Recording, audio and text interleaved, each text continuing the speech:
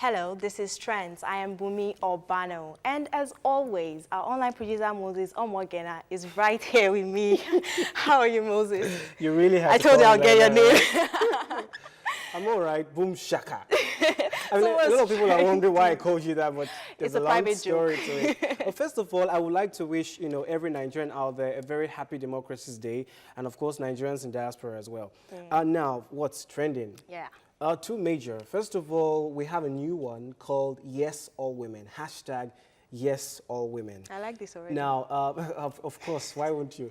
Now, Yes All Women came as a result of a very devastating, events that happened in Santa Barbara in California, where a guy named Elliot Rogers, 22, opened fire and killed about 7 people on the streets.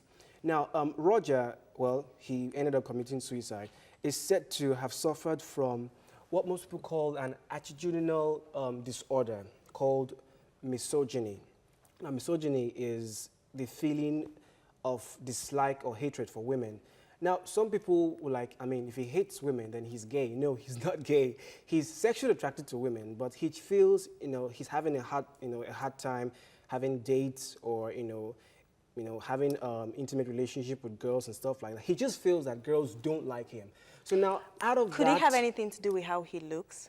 I don't know. He's pretty good looking from pictures I saw. So I don't know what depends on what the girls are looking out for. Okay. But that frustration, from the video that he uploaded before he did that, where he was upset, that girls don't like him and stuff like that before, he carried out his frustration on the streets and he killed 7 people and committed suicide. So now that resulted to what we call now hashtag Yes All Women.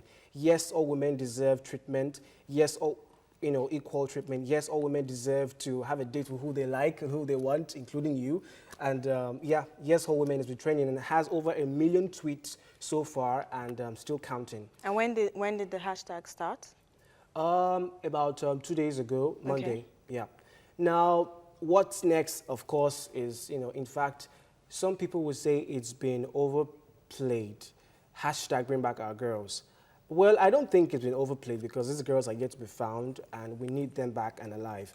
Now, there's something that's been going on. A lot of people seem to be really bored with the campaign. Bored, not with the, the initial sense of it, but with the whole strategy. Now, we just see a lot of celebrities coming on air and they say, bring back our girls, bring back our girls. Really? So the girls will come back because you said it. Same old exactly. We're sick and tired of people coming up on TV and saying, bring back our girls. No, we need action. So people are saying they want, the government to act. The government should do something. Campaigns, a lot of campaigns, street protests are not going to bring back these girls, let's be honest. It's the action, strategy of the federal government and, the foreign troops and all that would actually bring back these girls. So enough for the campaign. We need more action and, than talk. Now, following that, the defense head said, Alex Bade, he said on Monday that, they know the whereabouts of the girls. Now, social critics argue that that was a very, dangerous information to give out because, if you say you know the whereabouts of the girls, then do your job. Off the what use the information to me? Now, apart from that, you're also giving the Boko Haram a hint to either move their location or to get prepared. So a lot of people are wondering why would you do that? But on the other hand, people say that, they may not know the whereabouts of these girls, but it may just be a strategy, to make the Boko Haram feel that, yes, we know where you are, and then they get to change their location. Of course, moving along with 200 girls makes it easy for you to be trailed. So that's what, some people think. But it's a dangerous information all the same, if you ask me. Basically. Let's hope he works out. And of course, before we forget, you can join the conversation by sharing your views with us via Twitter at TVC Trends. Comment on our Facebook page, facebook.com/TVC Trends, and send your pictures and video comment to the trends at tvcnews.tv. Yes, hashtag Yes All Women, hashtag bring back our girls. Interesting. And we'll keep bringing you updates as the show continues. Of course. Now, Egyptians have gone to the polls to elect a new president for the second time in 2 years. Retired Army Chief Abdul Fattah al-Sisi, who ousted the Islamist President Mohammed Morsi last July, is expected to win by landslide. And from reports we've been getting, he has won. Now, Sisi's supporters believe that after 3 years of turmoil and near economic collapse, he is indeed the Messiah they have been waiting for. one who can restore stability, jumpstart the economy, and put Egypt back on track. What do you think? Keep those tweets coming. But first of all, have a look at this.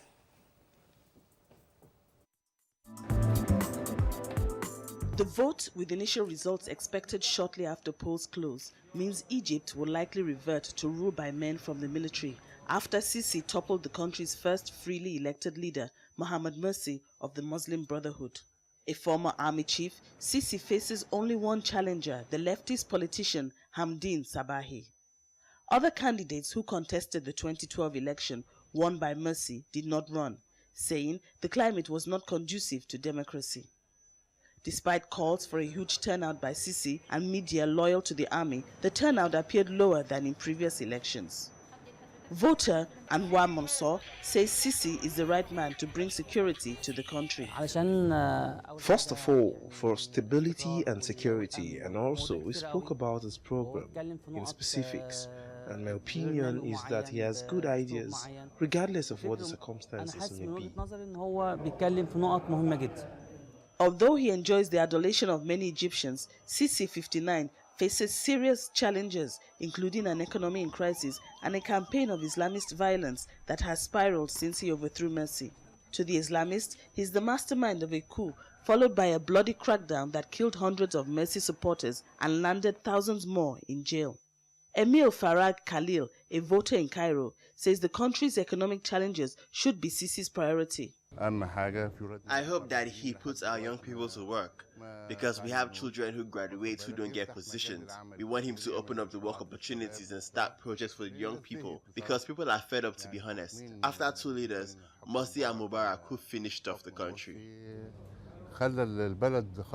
But given the relatively low voter turnout, the Brotherhood and its allies have issued a statement saying that their call for a boycott had been widely observed.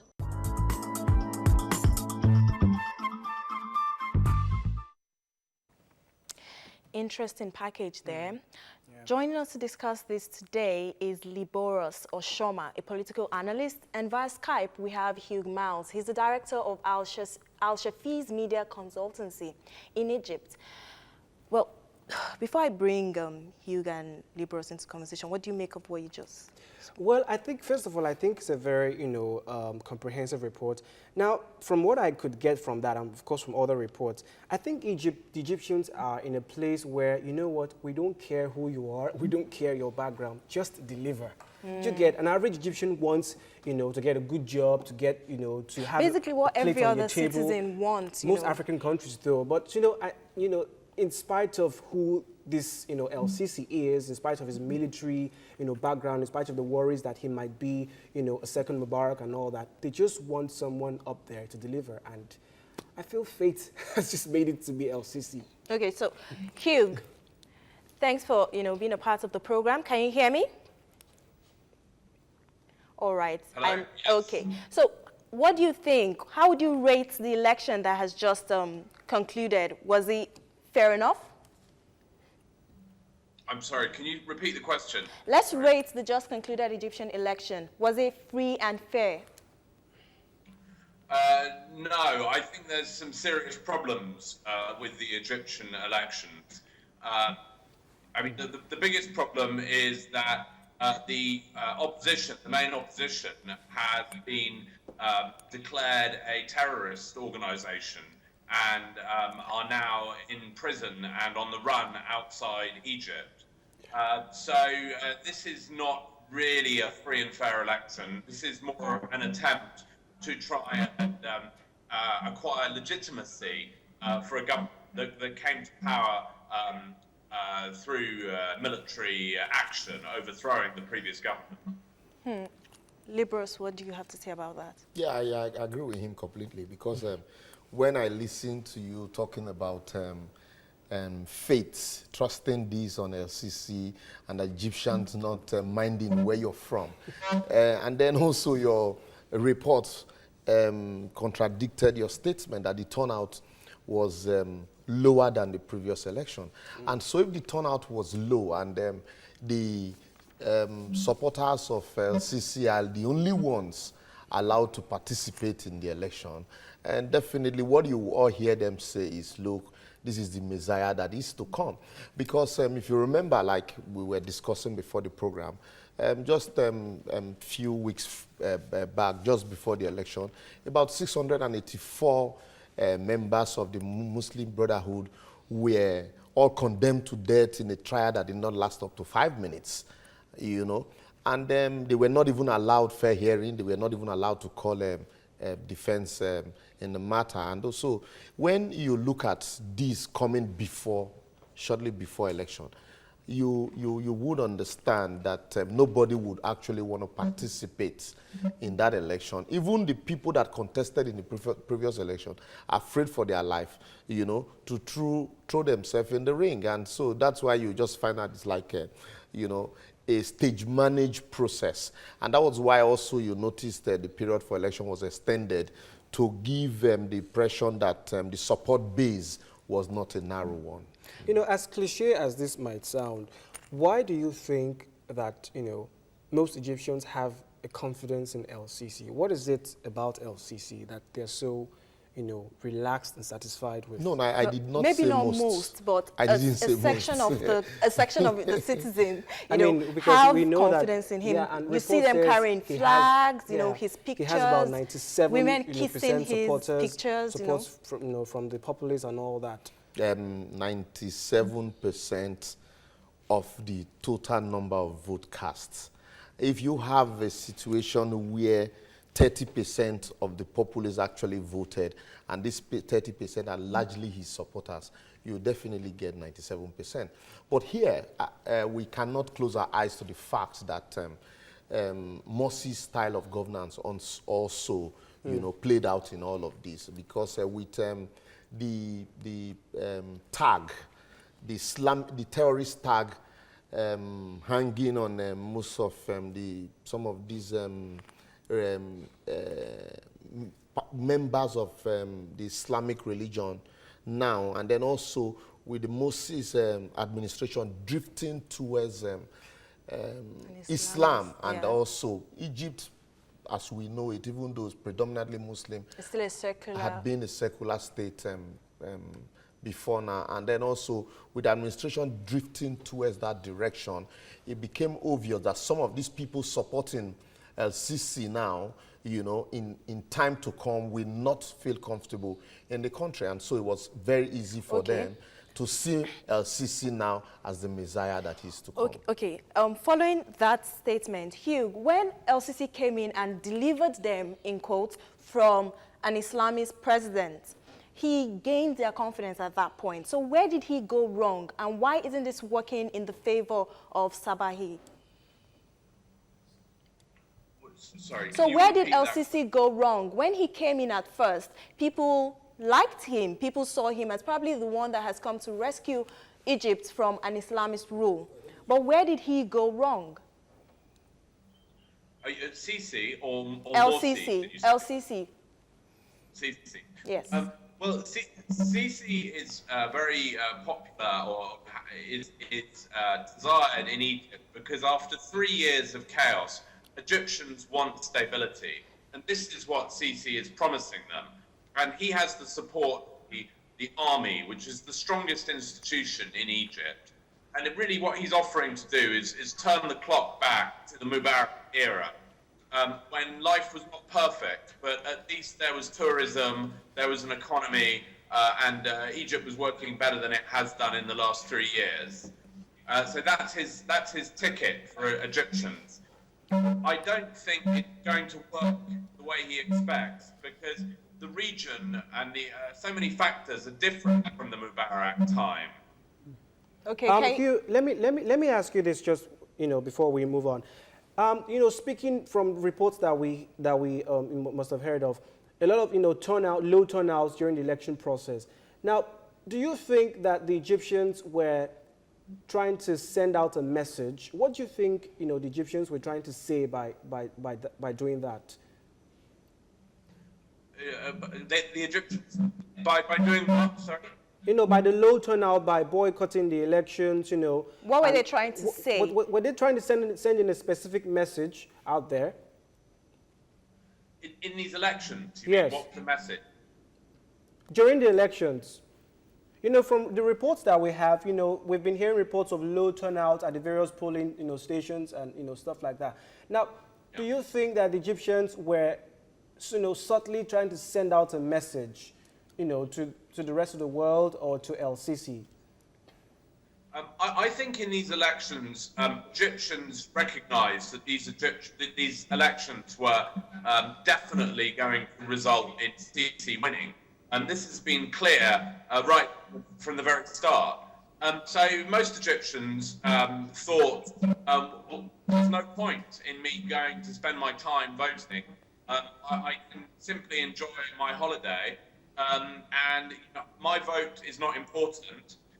Especially since there were 5 democratic elections before this, which have all effectively been thrown away because of the military takeover last year. So Egyptians now, they feel that they've gone back to the Mubarak era, where democracy is just a kind of sham process, a rubber stamp, and their votes don't really count.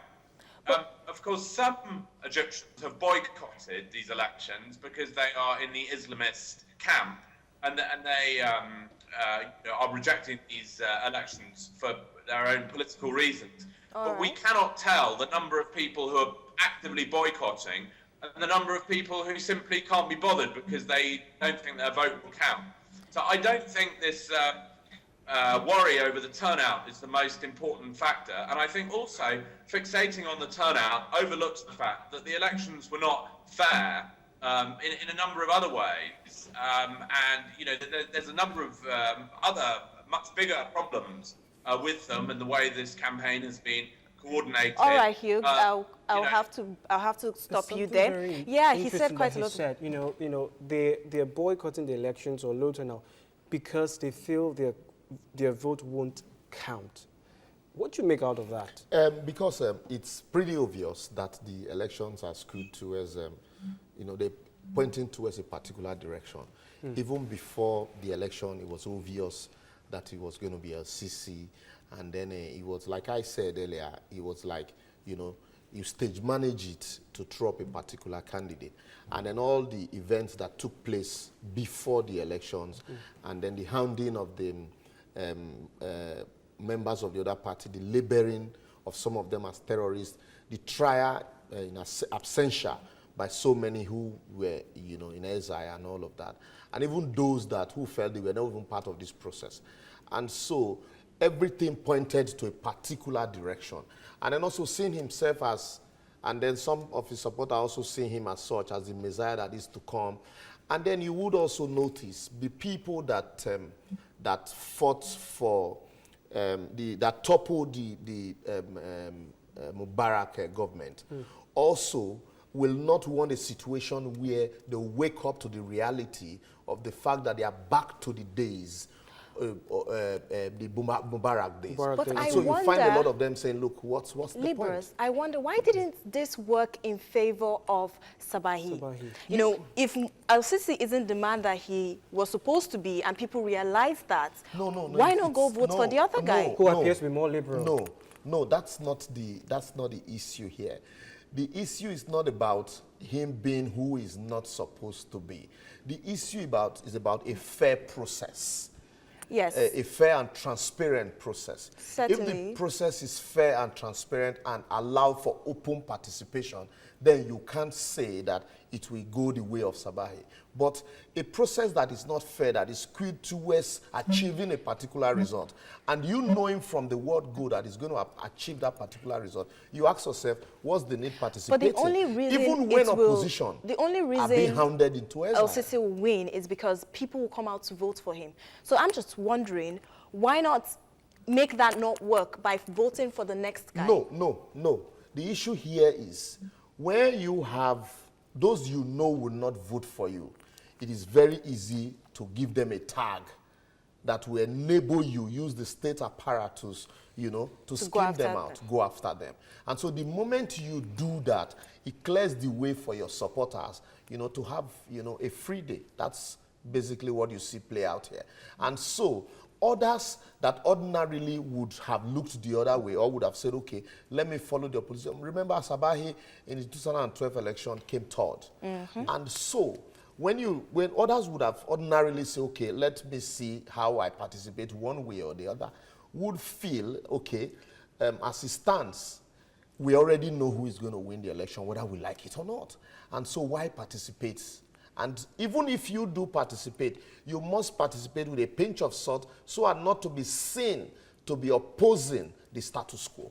Okay. So you will not be labeled the same way others have been labeled. Okay, Hugh, international observers support your claim that this was not a free and fair election, and they're even calling for, the elections to be cancelled so that a proper process can be put in place. Do you think this is a possibility? No, I don't think it's going to happen.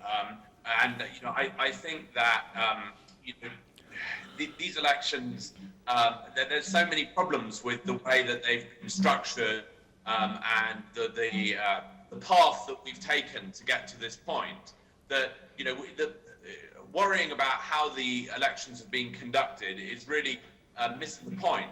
I mean, the point is that the army has taken control of Egypt, and the real political opposition has been imprisoned and run out of the country. So these elections are really just theatre, just to give the veneer of democratic process and legitimacy to a military ruler, just as Egypt has had for the last since the 1950s, the last 60 years. All right, okay. At this point, we'll go on a break, and when we come back, we'll keep discussing Egypt and its election.